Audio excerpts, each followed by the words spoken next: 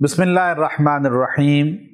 بہت سی خواتین جن کی اولاد پیدا ہوتی ہے تو وہ اس پریشانی کے اندر مبتلا ہوتی ہیں کہ ان کی دودھ کی کمی ہے اور بچے کو دودھ پورا نہیں ملتا، چونکہ ماں کے دودھ میں وہ تاثیر طاقت اللہ نے رکھی ہے کہ پوری دنیا کے دودھ اکٹھے ہو جائیں، ماں کی دودھ کے ایک قطرے کی طاقت کو نہیں پہنچ سکتے۔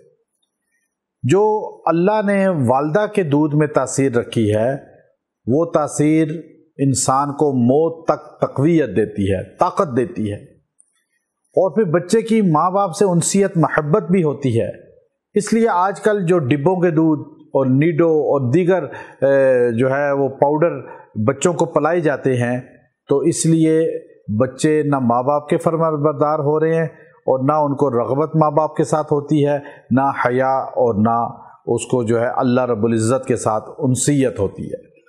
اس لیے یاد رکھیں، والدہ کا دودھ بچے کے لیے سب سے زیادہ اللہ نے طاقت کا ذریعہ رکھا ہے۔ قرآن حکیم کے اندر بے شمار صورتوں میں والدہ کے دودھ کی اللہ نے وقت کو بھی بیان کیا اور اس کی مثالیں بھی دی۔ جب دودھ کی کمی ہو جائے اور بچے کو دودھ پورا نہ ہو تو والدہ کو چاہیے کہ دودھ ایک کپ لے کر اس پر سورہ